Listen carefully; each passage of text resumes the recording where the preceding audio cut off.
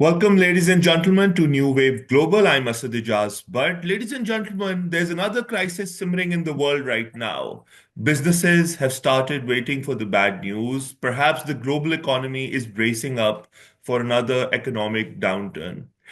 At the heyday of Trump's previous protectionist regime, the US slapped perhaps around $370 billion of tariffs on China. And another round of tariffs is now beginning as Trump makes his way back to the White House. However, the regime that the present tariffs is now building and perhaps its impacts on the global economy are very uncertain at this point. Today's episode will feature Mr. Shahid Sattar, who's who has had a long career in the private and the public sector, both in Pakistan and outside, is currently the Secretary General of APTMA, has also been member of the Planning Commission.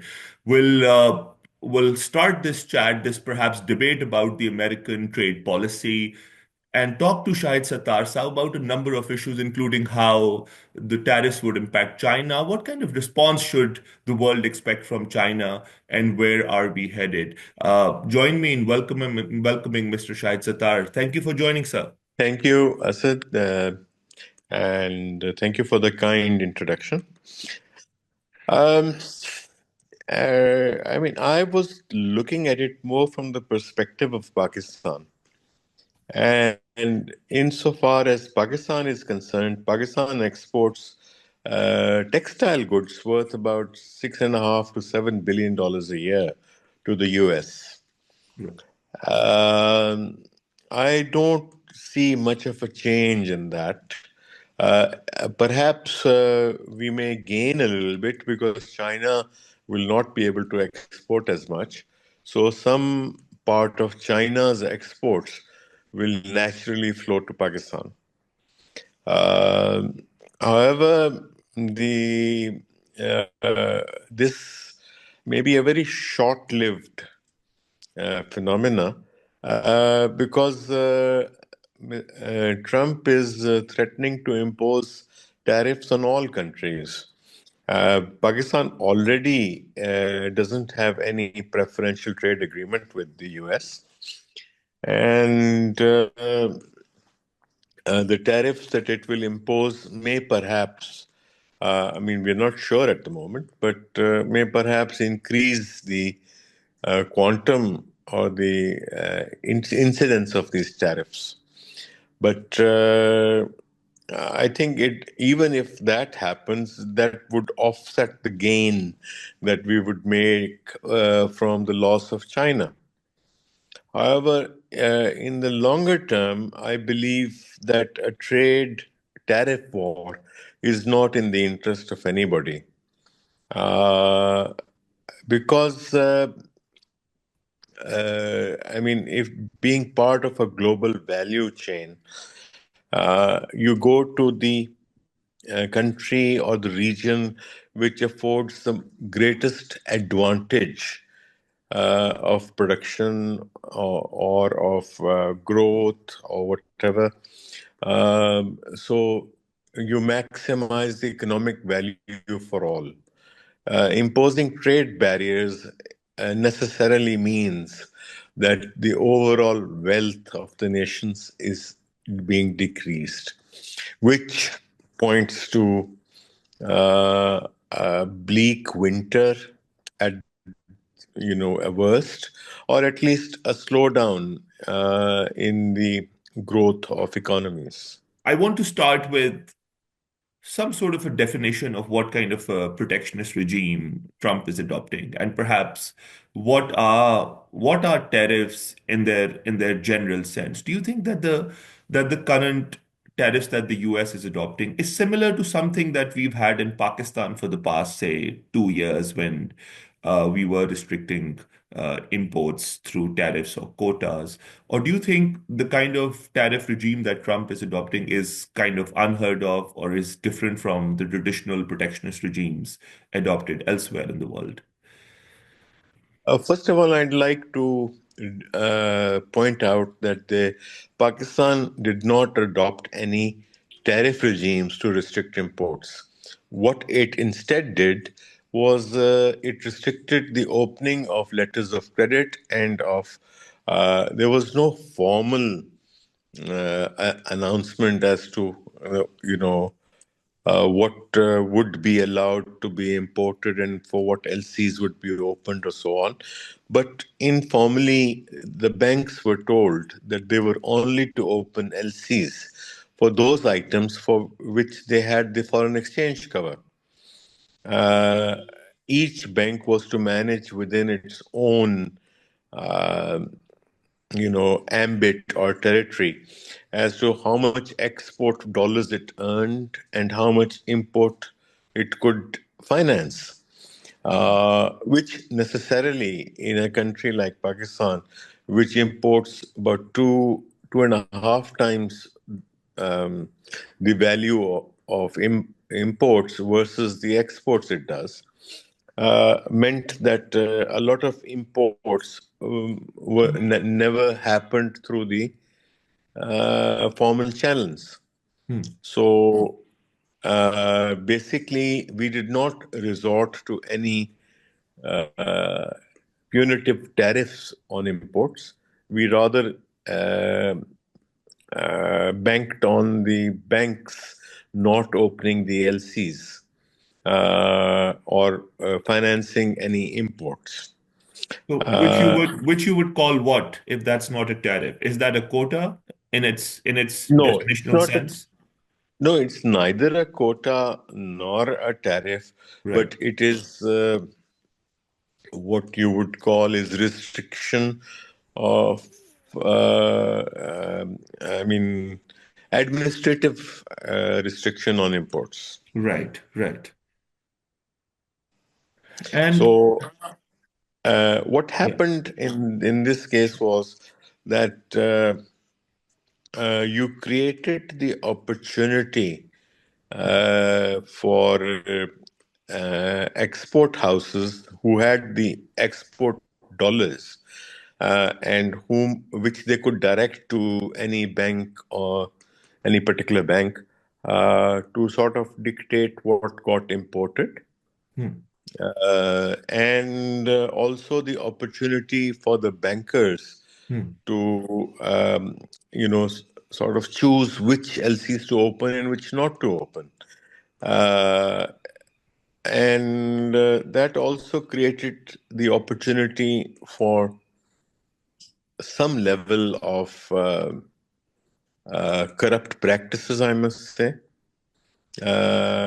because a banker would only open your LC if either you gave him one and a half times the export orders or you gave him something under the table. We'll get to the political economy of such restrictive regimes, as you would call it, but I'm more interested in trying to understand the global impacts of the U.S. trade tariffs. Do you think, one of the predictions is that inflation would perhaps rise because of the rise in input costs, especially in countries like Pakistan who import from China. Do you see direct impacts to the global economy? Should we brace up for another downturn?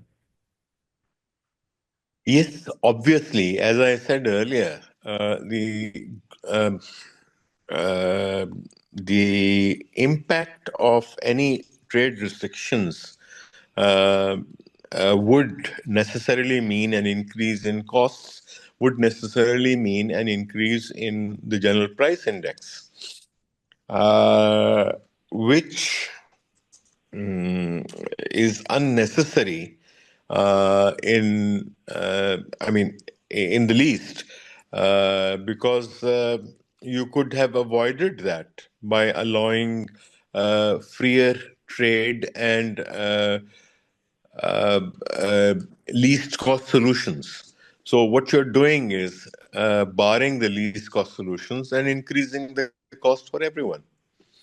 Uh, Insofar as individual countries are concerned, Pakistan perhaps could negotiate with the US regime to allow it to continue with the current tariffs or even lower tariffs because we are now the biggest importers of US cotton. And,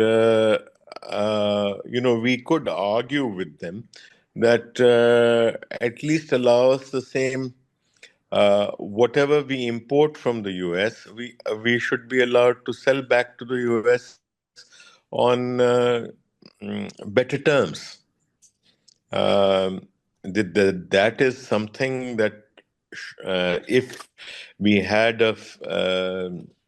mm, we had a government that was alive to such situations, they would have been negotiated some time ago with the US. I mean, the US has such arrangements with the South American countries and a few others where, they do allow the import of duty-free products into the US, provided the input came from the US. So, similarly, Pakistan could very well have negotiated and can still negotiate an arrangement with the US that, if not duty free, but at least concessionary regimes.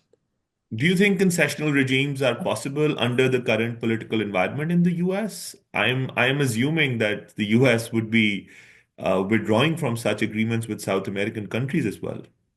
What's your take on that?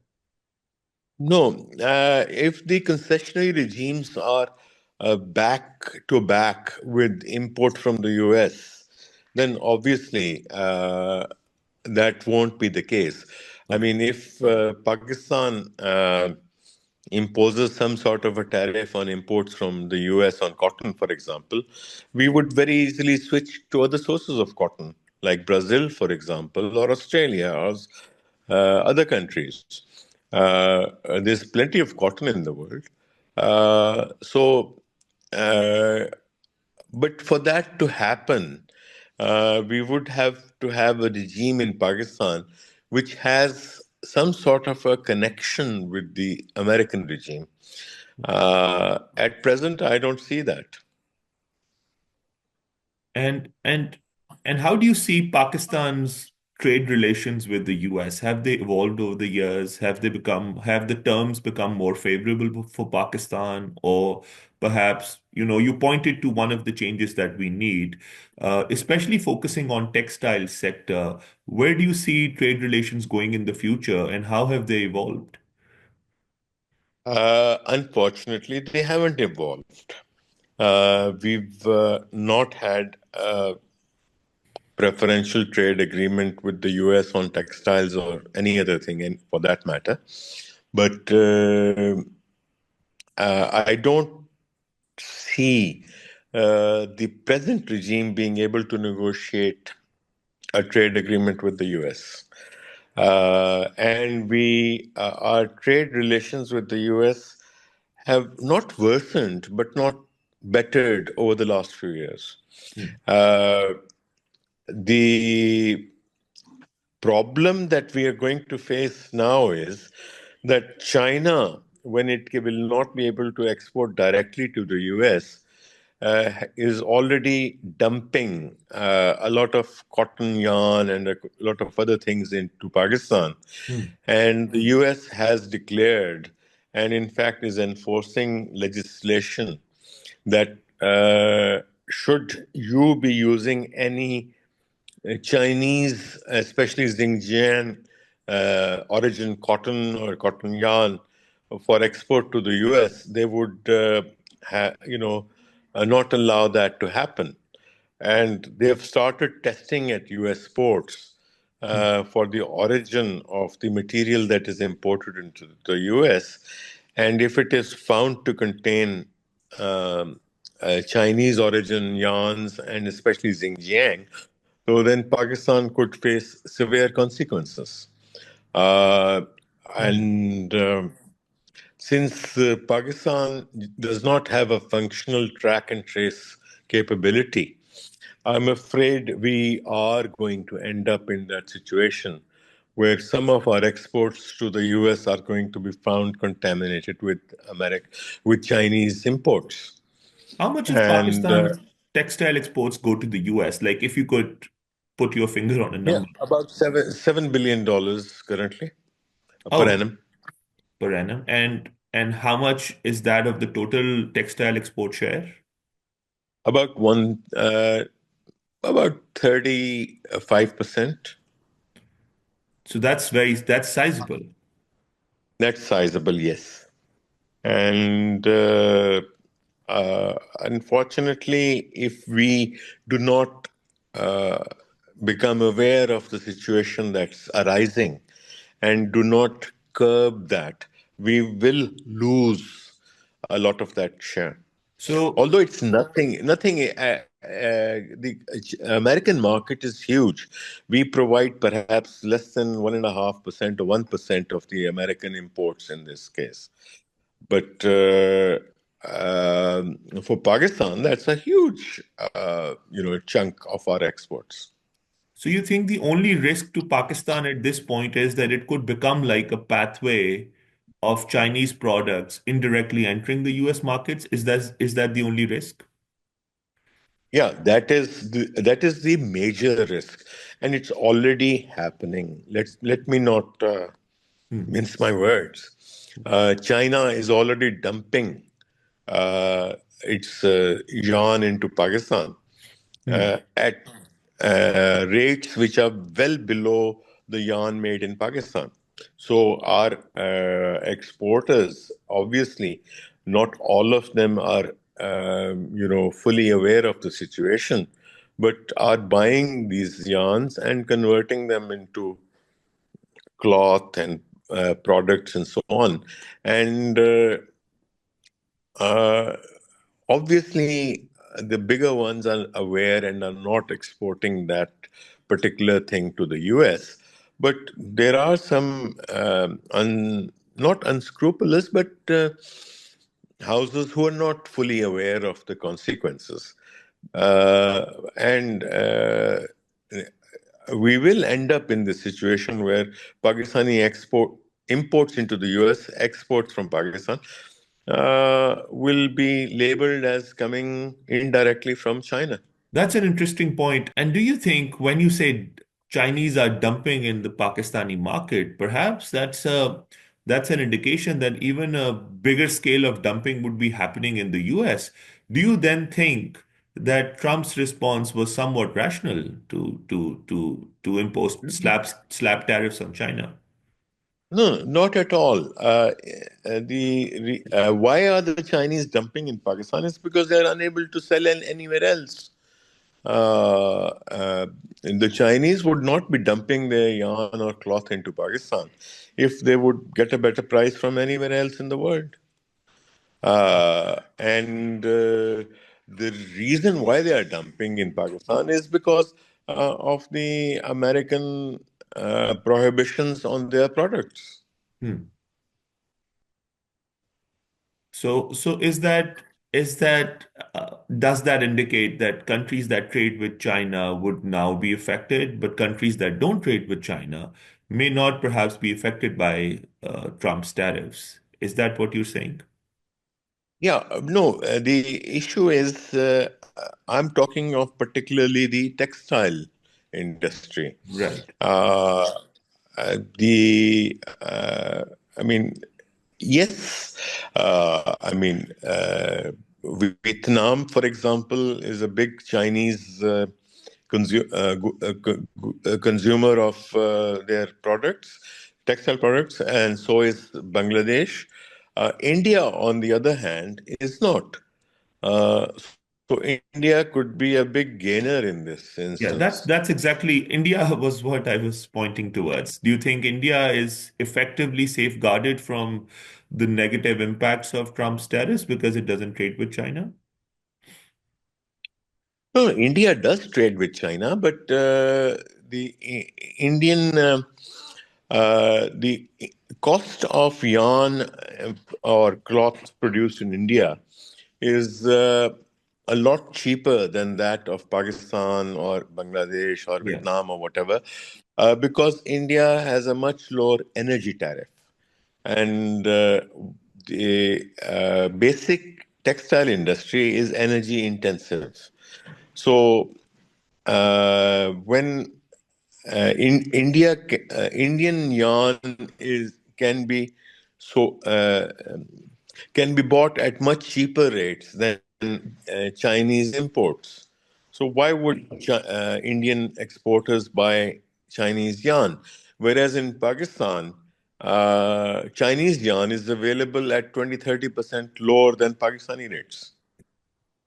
So, do you foresee another round of negotiations between APTMA and the Pakistani government about the energy tariffs applicable to the textile sector? Because if the Chinese dumping continues, I'm sure that the textile sector would find itself cost-wise uncompetitive to regional.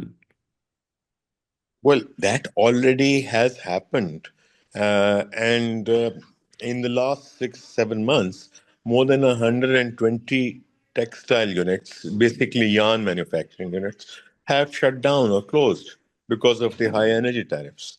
Yeah. And because of in Pakistan, you can import duty free and sales tax free for re export. Whereas if you are a local producer, you are charged an 18% sales tax on your supply of products to your export manufacturing unit, which your imported product doesn't face. So you are already discriminating against your local production and facilitating imports.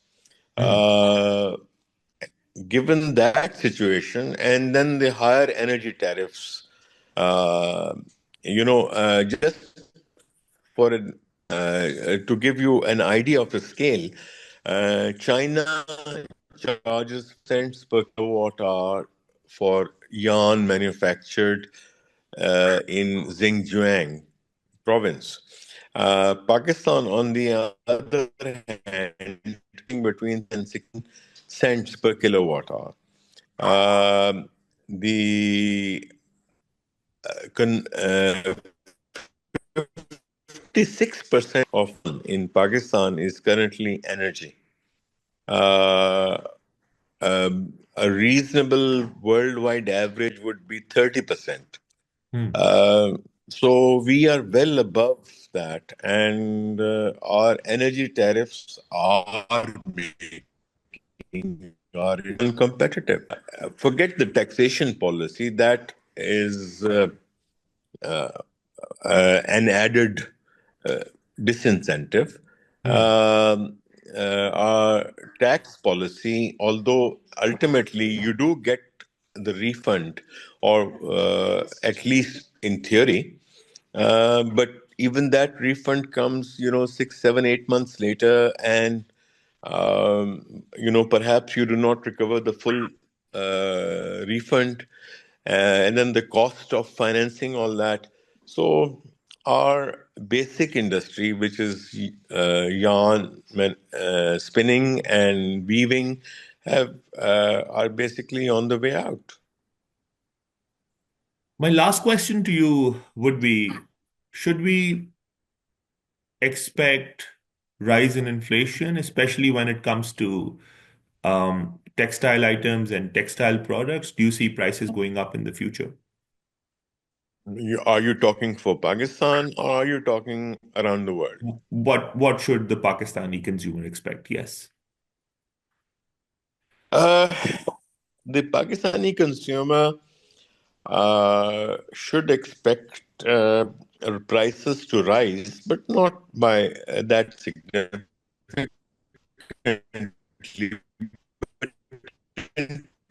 Internationally, prices for products have fallen quite significantly since 2022.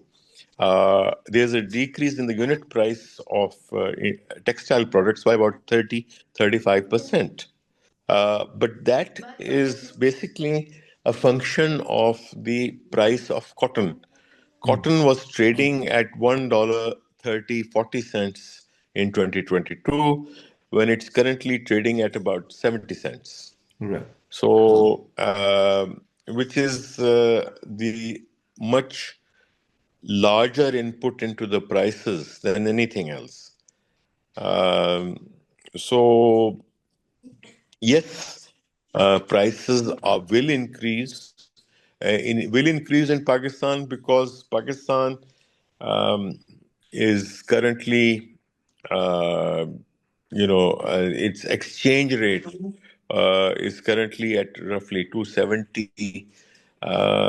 But if imports are, the pedal is taken off the imports at any time, the exchange rate will shoot up. And since a lot of our texts in the market are imported directly or indirectly, I mean, a lot of the product available in the market is foreign and it is mostly smuggled. Uh, but even smuggled items, you do have to pay for it with hard currency. So, um, and then again, you are aware that lawn, which is the one of the major products in Pakistan market, which is what our women wear, that is made from very fine counts of cotton yarn, and those fine cotton yarns are basically imported because Pakistani mills and Pakistani cotton do not produce that yarn. So my wife was telling me that what was costing 10,000 rupees, a suit last year is 16,000 rupees this year. So that's a very major jump. Uh, Yes. yes, the prices will increase, but we are talking of prices at the higher end of the market.